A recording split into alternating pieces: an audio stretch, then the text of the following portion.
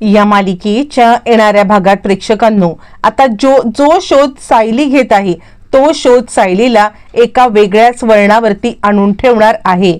म्हणजे आता त्या शोधामुळे सायलीच्या समोर आता खूप मोठं सत्य प्रेक्षकांनो येणार आहे आणि जे सत्य आता तिच्या गाठोड्याच्या संदर्भातलं आहे आणि या गाठोड्यामधल्या गोष्टींच्यामुळे प्रिया तर पकडली जाणार, पण प्रियाला पकडण्यासाठी दुसरं तिसरं कोणी नाही तर स्वतः प्रतिमाने खूप मोठा विडा उचललाय। प्रतिमाला असं काय समजलंय की ज्याच्यामुळे तिने आता प्रियाचं गाठोडं सायलीचं गाठोडं असं बायफॉर्गेट केलंय आणि पोलिसांच्या निदर्शनास आणून दिलंय। काय घडलंय पाहू। आता इकडे अर्जुन प्रतिमाला भेटायला आलाय आणि प्रतिमाला भेटायला आल्यावरती तो सांगतोय, प्रतिमा आत्या मला काय वाटतं माहितीये का, तू जरा सायली सोबत बोललीस तर बरं होईल। प्रतिमा म्हणते कशा संदर्भात, यावरती तो सांगतोय अगं सायलीला असं वाटतंय की तिचे ते आई वडील नाही आहेत, पण मी खरं सांगायचं तर त्यांचे DNA टेस्ट केलेले आहेत। यावरती प्रतिमा सांगते काय बोलतो, सायलीला असं का वाटतंय, यावरती तो सांगतो म्हणजे त्यांच्या सवयी। यावरती प्रतिमा सांगते खरं सांगू का अर्जुन, तर मी सुद्धा ज्या वेळेला तिकडे आले होते ना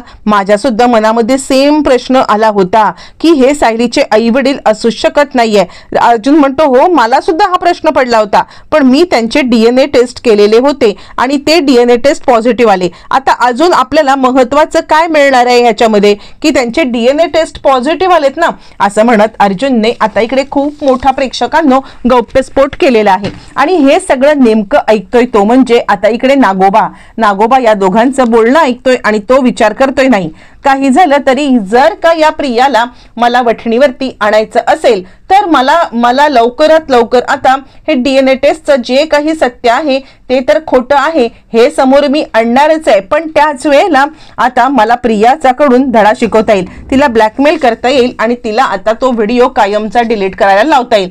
काय करू आणि मग नागराज महिपतची भेट घेतो आणि काही झालं तरी सुद्धा हाच आता आपण धागादोरा वापरायचा आहे आणि महिपतची भेट घेतल्या नागराज महिपतला सांगतो, महिपत शेठ आपण समजतोय तितकी ती पोरगी साधी सोपी नाहीये, म्हणजे आपण तिला जे काही समजतोय ना त्याच्यापेक्षा जरा जास्त पावसाळे तिने बघितलेले आहेत, तिने मलाच मात दिले। यावरती महिपत म्हणतो अहो म्हणजे तिने बॅकअप ठेवलाय ना, हे साधा प्लॅन आपल्याला कळायला पाहिजे होता, पण एक काम करायचंय आता काहीतरी असा डाव खेळायचा तडकता भडकता की तिला आपल्या पायाशी येणं भाग आहे।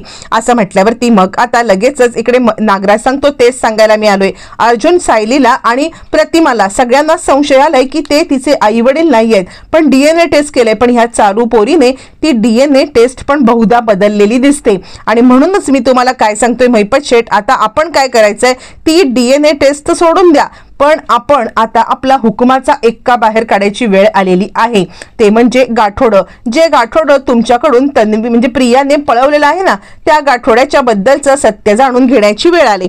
त्यावरती नागराज म्हणतो म्हणजे काय करायचंय महिपत शेठ, यावरती महिपत म्हणतो मी तुम्हाला सांगतोय की नक्की आता आपण काय करायचंय ते, आणि नागराज खूप मोठा प्लॅन करतो आणि त्याच्यामध्ये इन्व्हॉल्व करतो पाटील हवालदाराला आणि पाटील हवालदाराला इन्व्हॉल्व करून ताबडतोब आता फोन करून आता इकडे सांगायला लागतो, महिपत हे बघ जे काय सांगतोय ते बरोबर कर, म्हणजे मी जे काही तुला सांगेन ना त्या पद्धतीने पुढचं प्लॅनिंग झालं पाहिजे। यावरती तो सांगतो बिलकुल चिंता करू नका, मी सगळं बरोबर काय ते करतो। आणि त्यानंतर इकडे आता प्रिया विचार करायला लागते की ह्यांना संशय तर आलेला आहे, संशय आलाय की आम्ही म्हणजे हिचे आई वडील नाही आहेत आणि हे तर विचित्र पद्धतीने वागतायत, मलाच काहीतरी करायला पाहिजे जेणेकरून तिला आता विश्वास बसलाच पाहिजे की ते तिचे आई वडील आहेत। काय करू असं म्हणत ती आता विचार करायला लागते आणि ती विचार कर या सायलीचा काही करून विश्वास बसला पाहिजे आणि म्हणून मग ती आता गाठोडं चोरण्याचा त्यांच्या खोलीतून विचार करते आणि त्यानंतर मग आता त्या गाठोड्यात असं काहीतरी आपण टाकणार की ज्याच्यामुळे सायलीचा विश्वास बसेल, असा फालतू ते विचार कर। इकडे नागराज दुसरी खेळी खेळतो, नागराज गुलाबबाईकडे येतो आणि गुलाबबाईला सांगतो एक काम करायचंय तुम्हाला, सुभेदारांच्या घरामध्ये जायचं आहे आणि सुभेदारांच्या घरामध्ये गेल्यावरती आम्ही जी काही माहिती सांगू ती सगळी माहिती सांगायची आहे। यावरती गुलाबबाई सांगते आता मला या सगळ्या फंद्यामध्ये पाडू नका। यावरती महिपत म्हणतो लाखोमध्ये खेळशील गुलाबबाई, आता सध्या काहीच नाहीये तुझ्याकडे पैसे कमवायचं साधन, माझं जर का ऐकलंस तर लाखोमध्ये खेळशील। गुलाब सांगते मला करायचंय काय आहे, यावरती तो सांगतो की तिकडे फक्त जायचं आणि आता आम्ही जे सांगू ते सांगायचं. यावरती ती सांगते पण तिकडे गेल्यावर काही प्रॉब्लेम झाला तर? त्यावरती महिपत आणि नागराज तिला सांगायला लागतात काही प्रॉब्लेम होणार नाही, जोपर्यंत आम्ही तुझ्या सोबत आहोत तोपर्यंत तुला कोणत्याही परिस्थितीमध्ये प्रॉब्लेम मध्ये अडकू देणार नाही. असं म्हटल्यावर ती गुलाब सांगते पण आधी मला माझे पैसे द्या आणि त्यानंतरच मग मी आता तिकडे जाईन. असं म्हटल्यावरती दोघं जण गुलाबच्या हातामध्ये पैसे देतात आणि त्यानंतर गुलाब सांगते ठीक आहे आता बघा माझी ऍक्टिंग. आता खऱ्या अर्थाने गुलाबने बरोबर प्रियाचा बदला सुद्धा घ्यायचा असतो. प्रेक्षकांनो, ती सांगते की मला त्या पोरीचा बदला घ्यायचाच आहे, कारण तिने माझ्यासोबत जे काही केलंय ना त्यानंतर तिला आता मी अजिबात सोडणार नाहीये.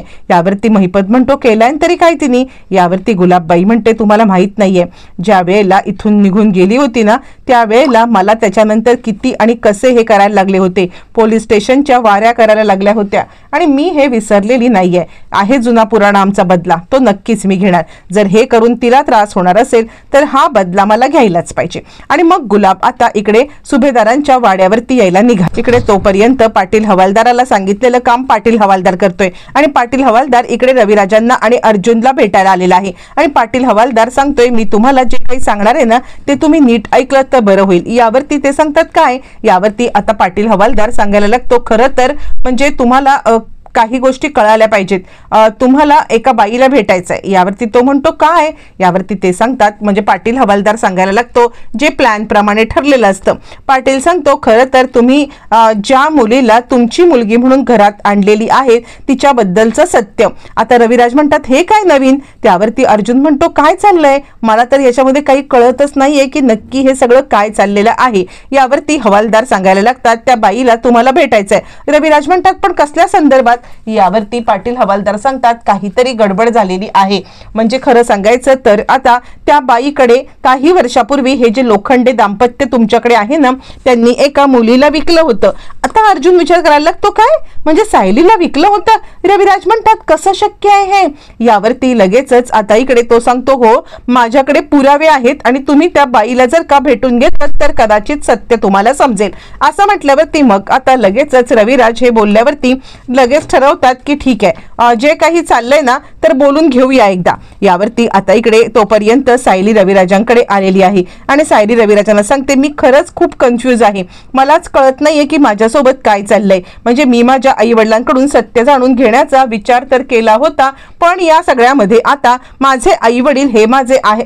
मी ज्या वेळेला त्यांना विचारण्याचा प्रयत्न केला की नक्की माझे म्हणजे काय झालं, मी 7 वर्षाची असताना हरवले होते का, मी 5 वर्षाची असताना हरवले का, त्यांच्याकडून प्रत्येक वेळेला मला वेगळं उत्तर मिळतंय. मी पूर्णपणे रविराज काका आता हरलेली आहे. रविराज म्हणतात काळजी करू नको, मला प्रतिमाने सगळं सांगितलंय. अर्जुन तिला भेटायला आला होता, त्याला सुद्धा तुझी खूपच काळजी वाटते आहे. असं म्हटल्यावरती सायली सांगते काय करणार आहात तुम्ही, मला सत्य समजलंच पाहिजे, माझं अंतर्मन जे सांगते. यावरती मग आता लगेचच रविराज म्हणतात तुला एका बाईकडे विकली होती आणि ती बाई इथे येणार आहे. यावरती सायली म्हणते म्हणजे?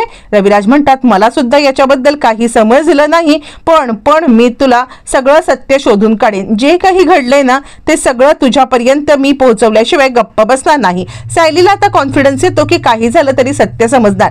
फायनली गुलाबबाईची एंट्री आणि गुलाबबाई सांगते मला खरं तर समजलं म्हणून मी इथे आलेलो आहे. यावरती मग आता प्रतिमा सांगते सांगा तुम्हाला मुलगी विकली होती ते हेच लोक होते का? यावरती गुलाबबाई त्यांच्याकडे पाहते आणि हो याच लोकांनी मला आता मुलीला विकलं होतं असं ती म्हणायला लागते. सायली आता पाहतच बसते त्या मैनावती आणि सदाशिव यांच्याकडे ती पाहते आणि पाहिल्यावरती मग लगेचच ती सांगायला लागते हो यांनीच मला फसवलं. म्हणजे यांची जी काही मुलगी होती ना ती मुलगी एकदम खोटारडी चोरटी आणि त्या मुलीला यांनी विकलं. मैनावती गडबडते आणि काय बोलताय तुम्ही? यावरती ती सांगायला लागते गुलाबबाई हो मी जे काही बोलते ना ते बरोबरच बोलते. या लोकांनी मला आता 5,000 रुपये घेतले पण 5,000 रुपये घेऊन यांनी आता माझ्या गळ्यामध्ये एक धोंड बांधण्याचा प्रयत्न केला. मैनावती म्हणते काय बोलताय तुम्ही? यावरती ती बाई सांगते हो यांनीच हे केलंय. मैनावती आणि सदाशिव पूर्णपणे गडबडतात आणि ते सांगायला लागतात नाही काहीतरी तुमचा गैरसमज होतोय. अहो ही आमची मुलगी किती सालस आहे बघा.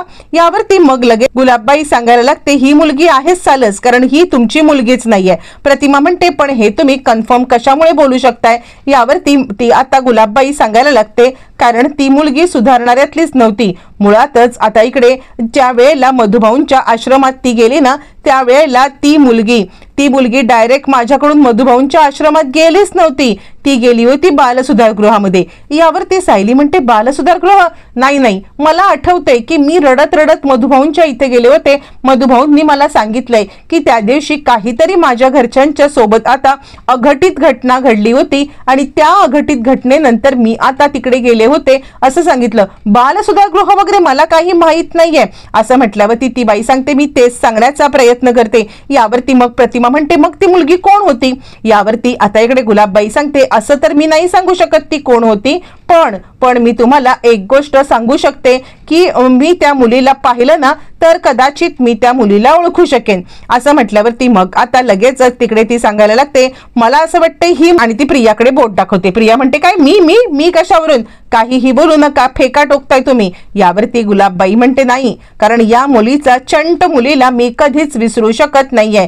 हिने जे काही माझ्यासोबत केलंय ना ते मी विसरूच शकणार नाहीये. यावरती आता प्रिया म्हणते मी नाही तुला ओळखत, कोण आहेस तू? मी खरंच तुला ओळखत सुद्धा नाहीये असं म्हटल्यावरती ती सांगते गुलाब सांगायला लागते ओळखत नाहीस म्हणतेस ना, ज्या वेळेला ही मुलगी माझ्याकडून पळून गेली होती ना त्यावेळेला हिने काय केलं होतं माहितीये? निघताना हिने मला जळकं लाकूड मारलं होतं आणि आता कायमचा माझ्या डोळ्याच्या साईडला लाकूड मारल्यामुळे माझी एक डोळ्याने मला कमी दिसतंय. प्रिया म्हणते खोटारडे, काहीतरी बोलू नकोस, मी तुला जळक्या लाकडाने डोळ्यावरती मारलंच नव्हतं, मी तुझ्या पाठीवर वार केला होता. झालं, प्रिया इथेच अडकलेली आहे आणि त्यानंतर ती ततपप करती आहे. पण आता गुलाबबाईने तिला रंगे हात पकडले. प्रिया म्हणते नाही काही नाहीये. यावरती गुलाबबाई म्हणते इतकंच नाहीये तर आता मी अजून काही सत्य सुद्धा सांगू शकते. ज्या वेळेला हिने मला लाकूडाने मारलं होतं ना त्यावेळेला मी सुद्धा हिच्या पाठीवरती लाकडाने स्वार केला होता.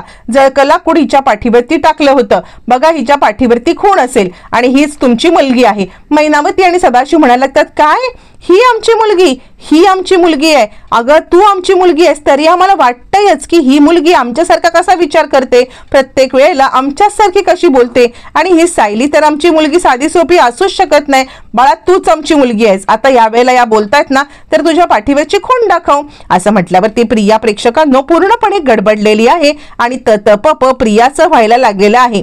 प्रिया ततपप करते आणि त्यानंतर मग आता प्रिया सांगते नाही मी नाही माझं काही पाठीवरचं दाखवणार. यावरती सदाशिव आणि मैनावती किती हुशार, ते आता प्रियाचा पिच्छा काही सोडायलाच मागत नाहीयेत.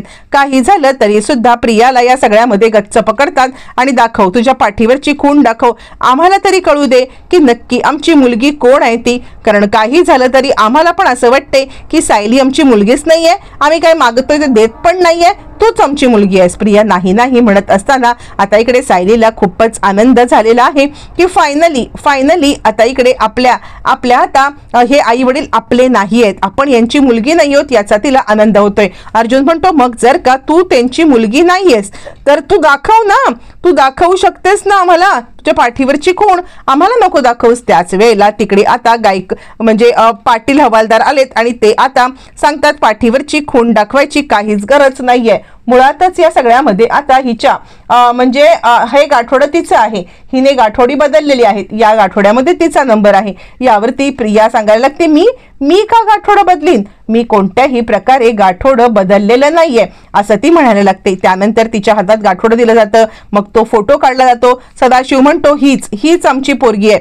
यावरती मग मैनावती सांगायला लागते की हो म्हणजे हीच आमची मुलगी आहे, पोरी असं म्हणत ते आता प्रियाला बिलगतात. त्यावरती प्रियाची खूण पाहायला लागतात. दोघांना खरं तर प्रेक्षकांनो आनंद झालाय की सायली आपली मुलगी नाही हे बरं आहे, म्हणजे हीच आपली चंट मुलगी आहे आणि हीच आपल्याला या सगळ्यामध्ये आता तारून नेणार आहे.